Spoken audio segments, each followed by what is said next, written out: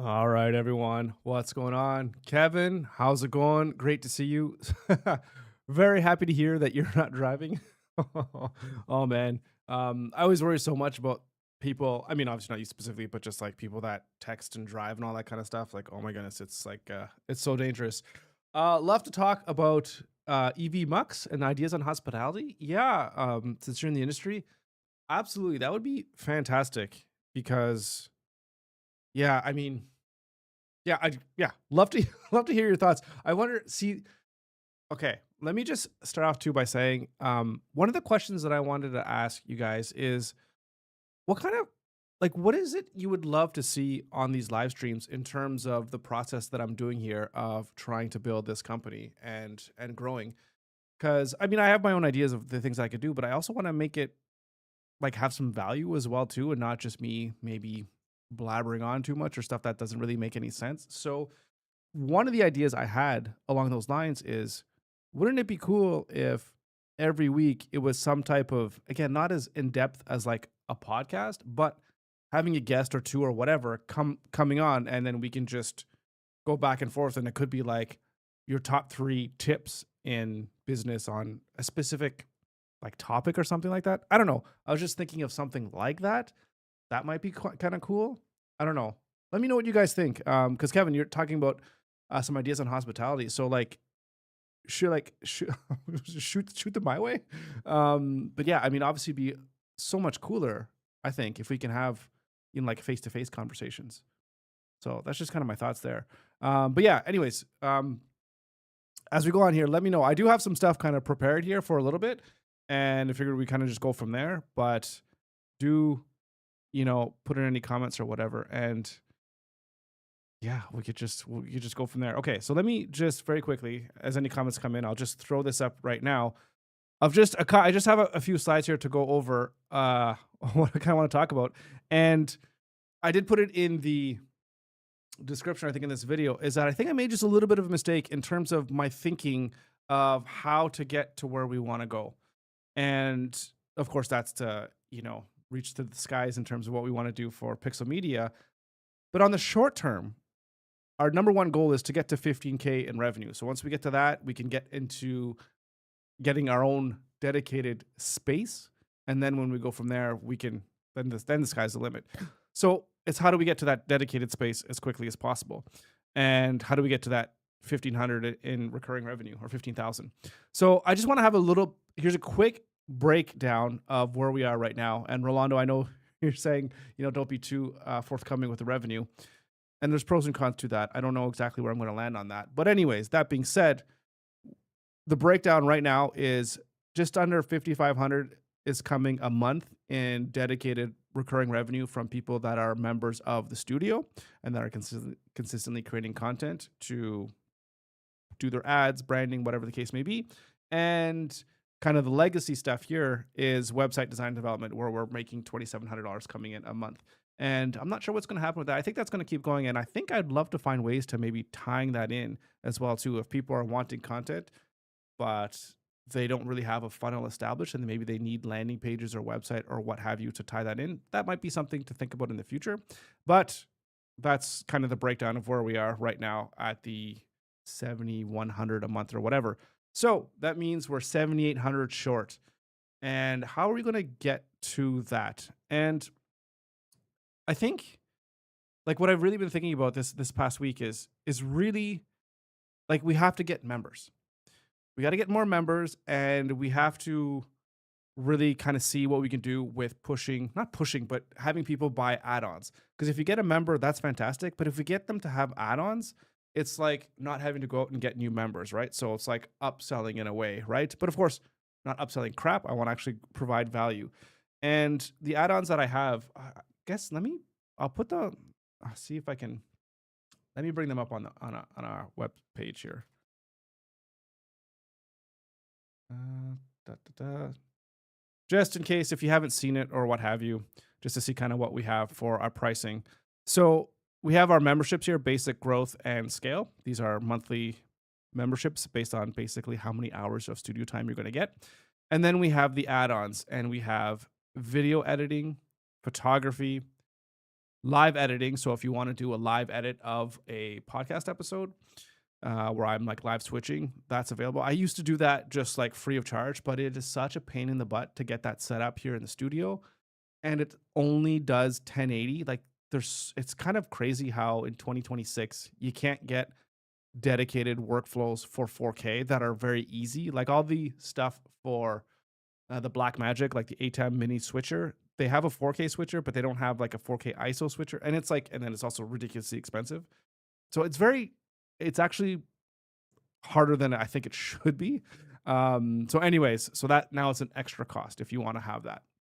And then there's cloud file delivery as well too. So if you don't have a SSD to take home, which SSDs are like insanely expensive now, but then we just deliver it via cloud. So, and then depending on which membership you're at, basic growth or scale, it's just the price just increases because it's more of a service, right? So, or there's more to it. Like a scale would be a whole lot more editing than because you get 25 hours a week, right? So those are kind of the plans and where we are. So, obviously if we get like one scale member and then we get them to do editing, that's going to be like $12,000 a month. So it's really, it can be easy to get to this extra 1,700, or maybe it might be a little bit more difficult. Like I'm not sure, but like I wrote here, the two key things I want to do are focus on getting people into the studio and then adding value through add-ons. And I just want to go into, I really hate this. I'd really love to hear your thoughts on this, guys, of what you guys think about having like cash flow projections. It's very like, I don't know. So I have this here. Do I need to zoom in? I might need to zoom in, but we'll see. So I have, let me know if it's a little bit hard to see. So I have the pricing here of all the different products that we have and the add-ons. And then here I have just an income projection. So maybe I'll try to zoom. Again, this is really, I don't know how big or small this is, but let me know. Let's see if I can move myself out of the way here again. All right. So like, again, how many members am I going to get? It's so hard. I mean, you could just play with something like this and you could just chuck in a bunch of numbers. And then all of a sudden, like, oh, here we go at the end of 1 year from now, we're at $43,000 a month in revenue. But it's like, are these numbers realistic? So that's kind of the question. But like what I can do is, I could plug things in. It's like, oh, well, if I get one member, out of the basic plan, and then I get to another one here in September, you can just kind of see like how the money can kind of increase. And yeah, so I created something like this. And then of course, by the end of the year, we want to get to about 1,500 or 15,000, and I'm not quite there yet. But it's really like, again, like you can just say, oh, well, we're going to get one membership that's in this scale. And, that brings us up here, and oh, then they're going to get editing services. Then all of a sudden we're at 22 grand, right? Like, it's nice to play around with these numbers, and I think it's good to give you kind of an idea of what you'd like to get, but I don't know how baked in it is in reality in terms of what I could expect. So, and I don't know if that's just I have to have more data in terms of how many customers I'm getting. Like, I don't know. I don't know exactly what to make of these things and how to accurately use like a cash flow projection as something that's going to be helpful in your business. I don't know. I'm trying to figure that out. I don't know if that's important. I don't know. Let me know what you guys think about that. But, I could easily take something like this and, plan out the numbers and come up with good stuff. I mean, we're in a good place right now. Again, we're at a place right now where, I mean, as long as we don't have any churn, which we're going to get churn at some point, we're not hurting for having to get new members because we can still pay the bills, but we want to do more than just survive, right? We want to thrive. So yeah, it's really interesting. It's one of those things. Like I said, I'm kind of figuring out how to best gauge where growth is going to come from. But anyways, where I want to talk about the mistake that I made is last week we talked about this of how, okay, well, what I'm going to start focusing on is making videos. And those videos are going to be teaching people, like targeting my ideal client avatar, the problems that they're having, and making videos that solve those problems. And I started working on that this week. And what I kind of noticed was, okay, hang on a second. I'm making these videos And yes, they can be targeting my target audience, but the problem that I'm having is that my audience has to be local. Like I'm here in a studio and I need to get members into my studio. Like bar none, that's what I have to do. And if I make these videos that could just go anywhere online, is it going to reach my target market at a rate that's going to be fast enough for me to get to 15K by the end of the year? And then I started thinking, well, how did I get to this point right now? And it's basically been with my podcast, with the Unconventional Mindset podcast, where I would reach out to people that were local. So even just by reaching out to them, and obviously I'm reaching out to business owners, and even if they would say no or not get in touch with me, whatever, at least they would kind of know who I am because I would let them know what I do. And a lot of people that have been my customers right now have been people that are actually have been on my podcast. So, and also there's been people that have seen other people, like their friends, their family, whatever, on the podcast, and they're like, "Hey, I want to get on there too." So it kind of had me thinking of like, have I been like, was I overthinking this in terms of how I can go about or how I should go about getting people into the studio when I kind of already had the pipeline with the podcast?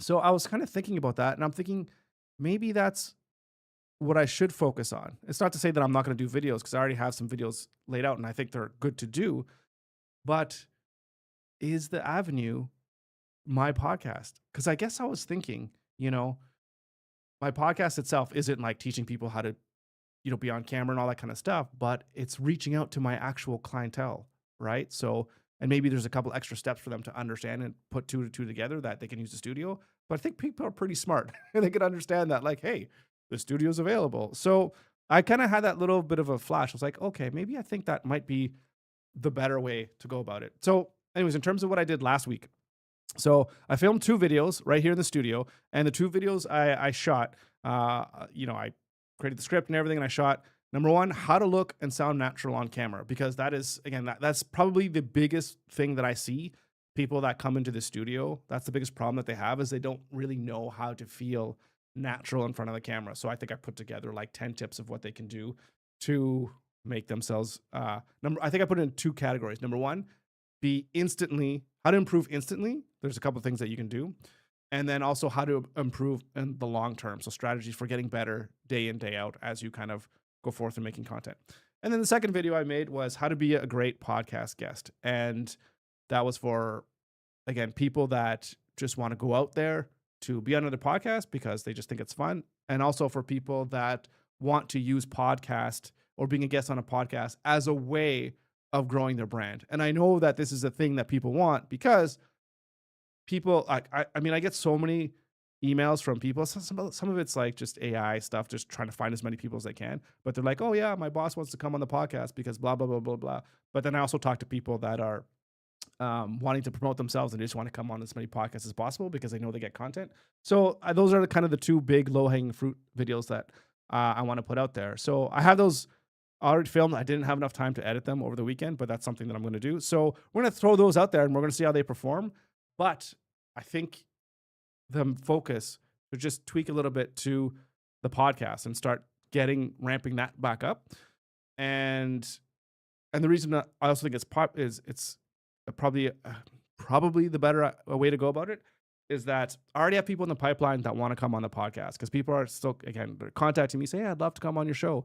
And it's fantastic. It's great. I know we're going to have great conversations. So I think there's a real avenue there. So what I want to do this week is I want to figure out like a whole pipeline or strategy, whatever the hell you want to call it, something so that I could, once I restart the podcast and start posting again regularly, without a doubt, like no exceptions, I want to go like, okay, that's it. We're going one a week and that's it. And no ifs, ands, or buts, because before it was basically on average every other week. And I want to be more consistent so everyone can, like, I don't know how well that matters of, losing momentum or whatever. But I mean, people are still watching my episodes. But for me, I want to be consistent. And yeah, because I don't know. I just think it's better. And I just have no exceptions because once we start posting, it's going to be once a week, and that's what we're going to do. And the other thing too is I wanted to do this last week. I put that on my list, but I didn't get to it. Is just to experiment with LinkedIn and just figure out kind of how to put some stuff out there to again just let people locally. A lot of people that follow me are local. Just what I'm doing, the people that are coming to the studio. I always take a bunch of behind the scenes photos of what's going on. I should probably do some behind the scenes videos and do some nice videos about that. So yeah, so that's what I'm going to be doing this week. So that's basically kind of um like last week's video. Super loved it. Super pumped about figuring out how we could take Pixel Media to the moon here. But now I was just kind of taking the time. Okay, like how strategically is going to be the best way for us to get there, right? And that's kind of like what I'm trying to figure out this week. And again, what I thought I'd love to hear what you think is that the podcast seems to be the way to get there as quickly as possible because it's worked so well already. I mean, if it's not broke, don't fix it. So we'll see. I think there's going to be a big mix. There's going to be lots of times too where I'm like, hey, let's just drop down a video of something that I see people do in the studio, which might be of benefit for them, right? And just post it up there, right? So, yeah. So that's just my thoughts. I'd love to hear what you think about that. Kevin, you want to talk about this EV Mux and hospitality? Because again, this EV Mux, that could be something that we could use to use on this live stream, right? But also, of course, in studio as well to help people, do their podcasting, right? So I think there's a couple different avenues for that. And then, of course, the hospitality. So do you want to try? I mean, if you're still around, do you want to try and come on and we could do kind of this like a makeshift in-person episode? We can get you in on Zoom, or maybe we could use this EV Mux or something. I don't know. Like we can definitely try it out. I definitely game to try anything here. So if you're still around, let me know because I think that'd be a whole lot of fun. Let me see if I can bring up this EV Mux again. Let's just have a look at it here. The best way to live stream and record studying. So a whole bunch of things, eh? Yeah. And I would love to know how you compare this to something like, not something like, but actually this to Riverside. Because this is the tool that I use now. And so far, I don't have any issues with Riverside for having my clients come in and do remote podcasting. So let's see. We'll say why. Like, what is okay? Let's read this here. We have features that you won't find elsewhere for a better price. Well, okay, I like that. Other regular market standard features: remote guests, backgrounds, and overlays. Game changers for your audience. Editor transitions. So this looks like it has a whole lot more. So is this almost kind of like a mix between like OBS and Riverside, where you have the ability to kind of create your own like assets within the live stream, like fully customizable pro scene builders. And yeah, and you can make scenes just like we have for OBS. Huh. Push to talk for direct communication with the speaker on stage. Internal chat.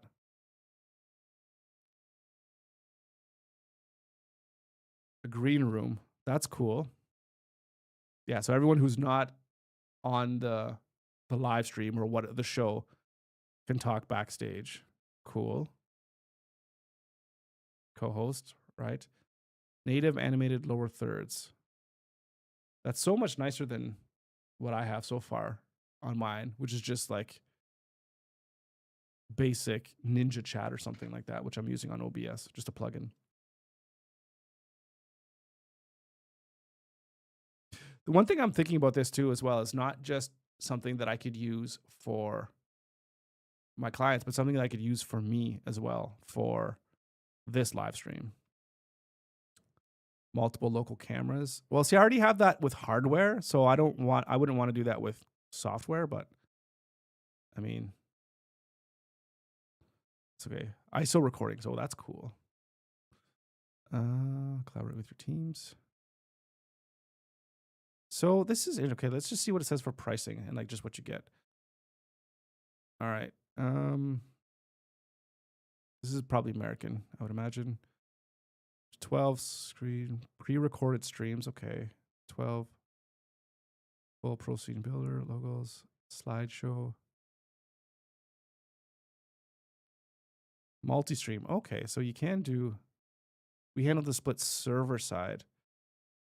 Okay, so you're going to send out one stream, and you can't send multiple different. Like you can't send different versions to different platforms.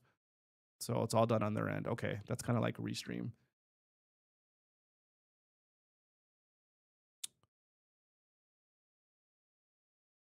Huh.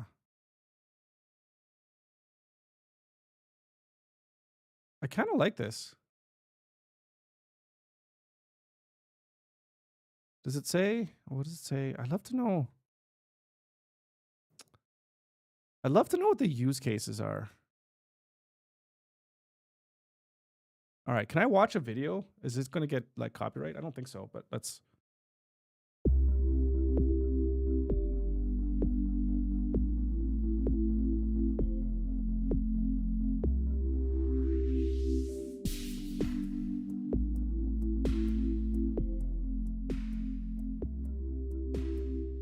I wonder if it does the dual stream to YouTube. I just noticed that now for YouTube that I could live stream horizontally and vertically.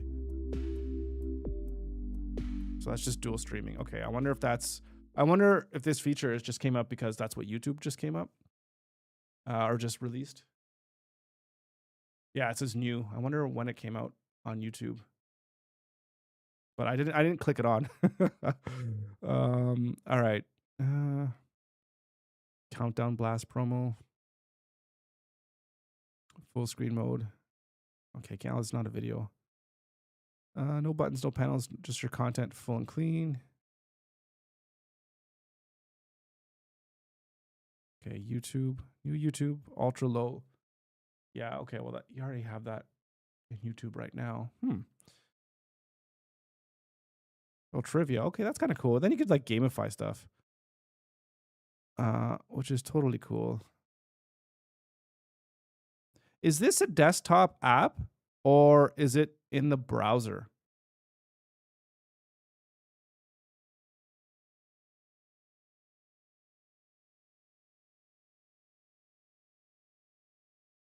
Does it say? All right. I'm going to set up an account here. You guys can't see my password. I got to set up. Okay. I'll just save that. All right, just registering now. All right. 1 second. Let me just finish this registration and then I'll share my screen again. Verify my email.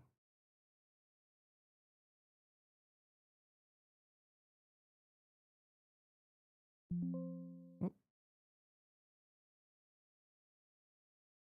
Okay.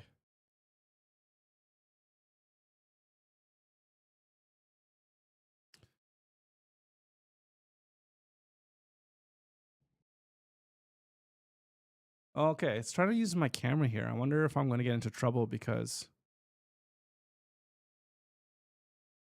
two different things are using it.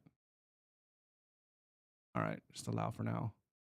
Let's see. I don't know if this is going to cause any issues because of what I'm doing here, but let's check your camera. I don't want to deal with this right now. I don't think this is really. Well, let's just go in here. Okay, so yeah, it really does. It really does just look like a simplified version of OBS, eh?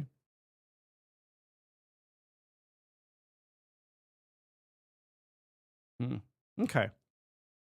It's just not showing my camera. I think it's because I'm on this thing. Because I'm on OBS right now. Okay, I don't think we need to play around with that just right now. I think I'll play around with that a little bit later, and we'll see what we can come up with if there's anything that makes any sense. But Kevin, are you still around, man?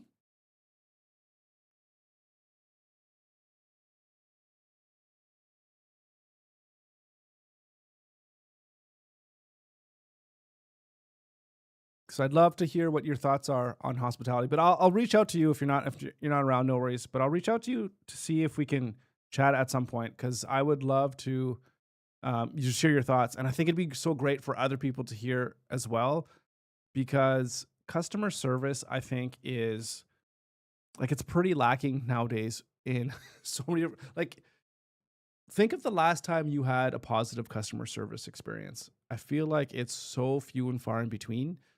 Even if you get someone that comes online, like say you're doing a chat and they come online pretty quickly, it still seems like there's something missing. Like the human touch is missing, even if it is a human.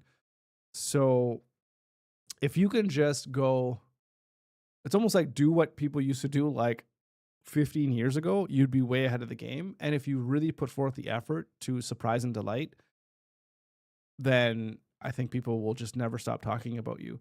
And with that being said, what can we do? Let me just brainstorm some thoughts here of what we could do in a studio setting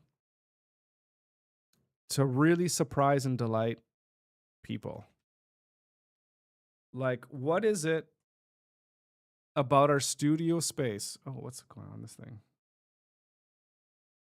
What is it about our studio space that we have? I don't know where to put myself. That we can do to really wow people.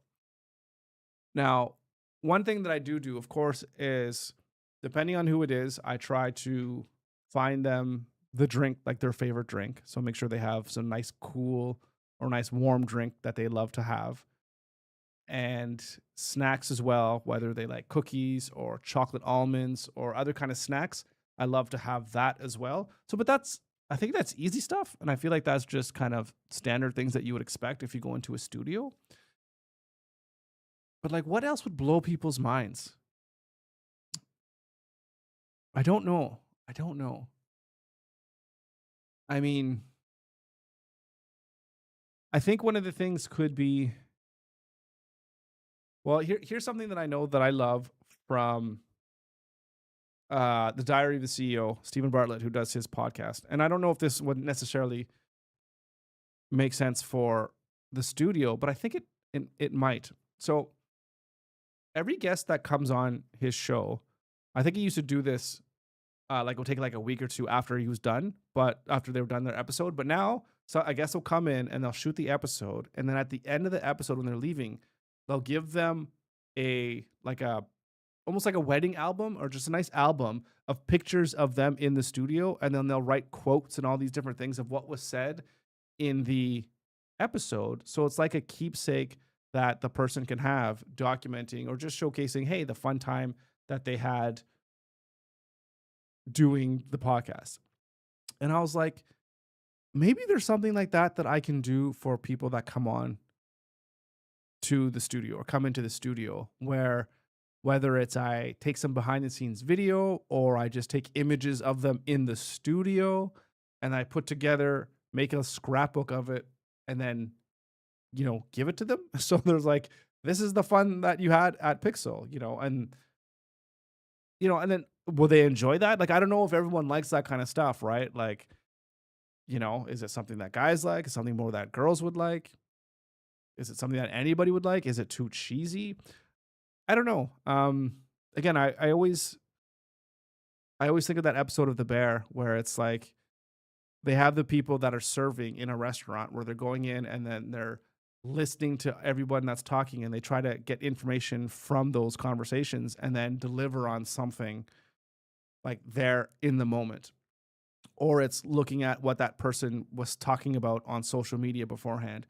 So maybe that's just one thing that I'm just going to have to try to figure out. Is like, okay, without being creepy, like if I know someone's coming on to the studio and I know who they are, find out what they're saying on social media and seeing if there's something that I can do to show that I'm listening or that I can genuinely surprise them with something that they weren't expected. Like if they're talking about, I don't know, I'm just thinking about like how much they, oh, geez, I don't even know what to say. Like how much they love, oh, geez, like a simple example of, oh, how much I love this particular type of pizza as an example. Oh, so I'm giving you the pizzas, the example straight from the TV show. I didn't even notice that. But if they like a specific type of pizza, make sure that that pizza is here when they come into the studio, right? Or yeah, if they like a certain type of look on a podcast or something, and I make sure that I bring it in there for them so that they can decorate the studio with that thing that they like. I don't know. It's just trying to figure out how to do those kinds of things. I think is what I should focus on, right? So how that's gonna look like, I'm not sure, but we'll see what we can do and see what we can figure out with that. So yeah, that's my thoughts. I think that like I don't really have much else for today, really, guys. So I don't think I want to keep you for too much longer. So please do let me know what you would love to see in this podcast, or sorry, in this live stream, because again, I really want to make sure that it's providing you with value of following me along on this journey of trying to build $1 million company, because that's what I really want it to be. And I don't know if it's just me talking about the stuff that I'm struggling with or just stuff that I'm thinking about or working on, or do you want to see like the actionable stuff that I'm doing on the ground? Or am I just talking to people and getting insights on business and we're just kind of talking about business in general? And then maybe I drop a few different things here and there about what's going on with the business. Let me know, because I'm happy to go in any direction, because I just love I just love live streaming. I could just do this all day, but I want to make sure that I'm actually providing value to you and that you actually want to sit down and watch. All right, so I will leave it there. Thank you so much for tuning in and watching. I really appreciate it. And of course, hopefully I'll be on stream on Thursday. Last Thursday, my guest was just couldn't make it, so my co-host. So we couldn't do it. But hopefully we can this Thursday. So if you're watching the World Cup, enjoy the soccer or enjoy the football. And I'll be back here again with a brand new stream on Thursday or Monday. We'll see. All right, guys. Take it easy, and we'll see you next time.